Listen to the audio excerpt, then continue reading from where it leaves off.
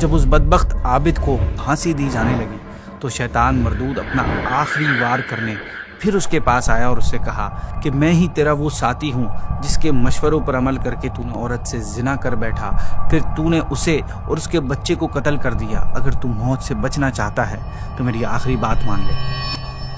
اس نے کہا تو اللہ عز و جل کے خدا ہونے کا انکار کر دے، میں تجھے موت سے بچا لوں گا۔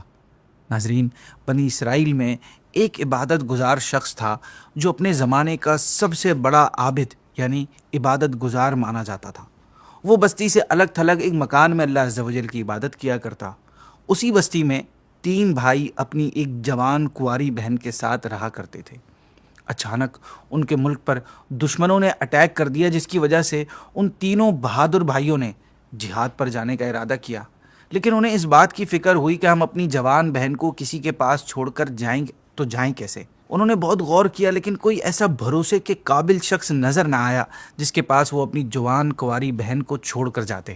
پھر انہیں اس عابد کا خیال آیا اور وہ سب اس بات پر ایگری ہو گئے کہ ہم اپنی سسٹر کو اس کی کسٹڈی میں چھوڑ کر چلے جاتے ہیں، اس سے ہماری بہن کو کوئی خطرہ نہیں۔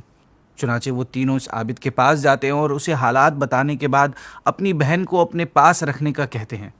عابد شروع میں تو بالکل صاف منع کر دیتا ہے، لیکن بھائیوں کی طرف سے ایکسٹریم منت سماجت کرنے کی وجہ سے وہ فائنلی راضی ہو جاتا ہے۔ لیکن وہ کہتا ہے کہ میں تمہاری بہن کو اپنے ساتھ نہیں رکھوں گا، بلکہ میرے مکان کے سامنے جو خالی مکان ہے تم اپنی بہن کو اس میں چھوڑ جاؤ، یہیں سے آئی ول کیپ این آئی آن ہر۔ وہ تینوں بھائی اس بات پر ایگری ہو جاتے ہیں اور اپنی بہن کو اس عابد کے مکان کے سامنے والے مکان میں چھوڑ کر جہاد پر چلے جاتے ہیں۔ وہ عابد روزانہ اپنے عبادت خانے سے نیچے اترتا اور اپنے دروازے پر کھانا رکھ دیتا، پھر اپنی عبادت خانے کا دروازہ بند کر کے اوپر روم میں چلا جاتا، پھر لڑکی کو آواز دے دیتا کہ کھانا لے جاؤ، لڑکی وہاں سے کھانا لے کر چلی جاتی۔ اسی طرح کافی ٹائم تک عابد اور اس لڑکی کا آمنا سامنا نہ ہوا۔ وقت گزرتا رہا۔ پہلے کے دور میں جو جنگیں ہوا کرتی تھی وہ کافی سالوں تک چلا کرتی تھی۔